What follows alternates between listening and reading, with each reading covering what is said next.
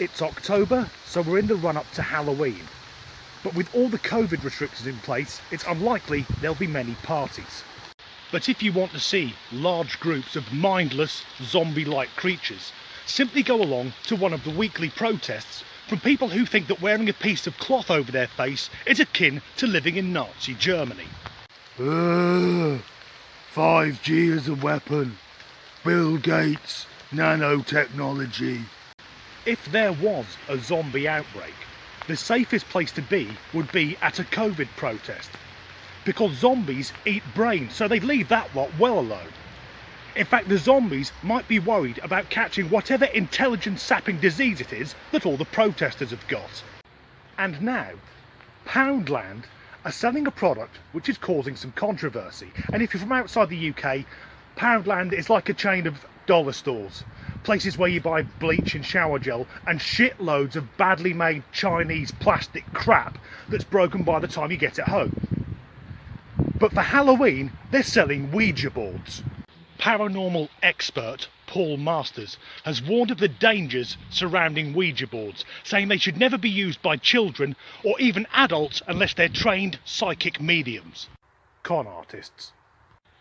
Paul continues, stating that around Halloween, the veil between the spirit world and our own is very thin, much like his argument.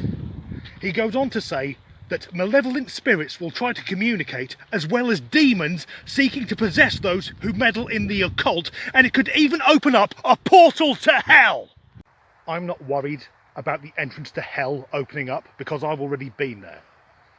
It's called Birmingham. And when it comes to those who make a living by professing to dabble in the supernatural, there are only two types of people, whether they be mediums, psychics, tarot readers, etc. The first group are the charlatans, utter bastards exploiting people when they're at their most vulnerable, usually grieving, and extorting money from them. So if you ever meet someone who says they're a professional clairvoyant, without warning, punch them in the face, because if they could really see into the future, they would have ducked.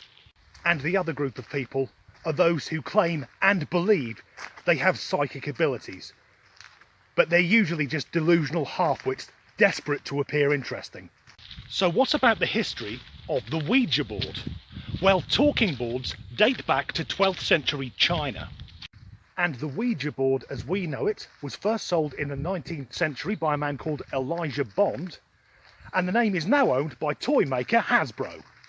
When it was released, there was no supernatural element attached to the Ouija board, because most sensible people know the way that the board works is that all the players place their fingers on either a glass or the pointer, which I think is called a plaquette, and it's through tiny non-conscious movements that it begins to move. So the players are moving it, but it feels like someone or something else is doing it.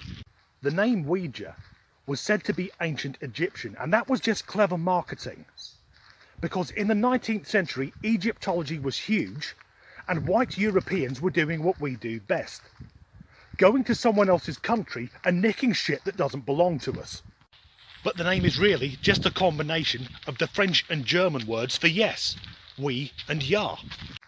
It wasn't until the First World War, when the spiritualist movement first got hold of Ouija boards, that the reputation that they could be used to talk to the dead really took off. And I've got sympathy for the idea, because at the time, thousands of young men went off to France and never returned. And straight after the war came the Spanish flu that killed millions. So it makes sense that people wanted to speak to their loved ones from beyond the grave. And the way the Spanish flu was dealt with was by people wearing face coverings, keeping a safe distance from one another, and obeying strict curfews. Although I doubt they had the same morons that we have in the current pandemic. I say, I've just received a telegram saying that some American chappie wants to track our movements by injecting us with tiny steam engines. But if Ouija boards really could summon up evil spirits, this would have caused problems for American metal band Metallica. Metallica's lead guitarist Kirk Hammett is a huge horror fan and has several guitars painted with a Ouija board design. And given that a guitar plectrum is roughly the same shape as the pointer used on Ouija boards, then by now surely he would have accidentally summoned up a demon. The problem being that if some dark satanic creature decided to manifest at a metal concert, then most metal fans, myself included, would think it was a special effect and start cheering. And eventually the demon would realise no one was taking him seriously and fuck off back to hell in a strop. And the road to hell is called the M6, because that leads to Birmingham. So there you have it. The outrage towards Poundland is misguided because the Ouija board is actually an innocent parlour game that has nothing to do with the forces of evil. But if there were any connection to the occult, then once I've shuffled off this mortal coil and joined the choir invisible, around Halloween, because we know now that's when the veil is at its thinnest, I hope to come back as a ghost and find a group of drunken teenagers trying to conduct a séance. And when one of them asks in a quivering voice, "Is there anybody there?" I'll take my spiritual hand, place it upon the glass and move it to the bit of the board that says no. Because I want to be an antisocial bastard even after I'm dead. So what else does Hasbro now own, which is as infamous as the Ouija board?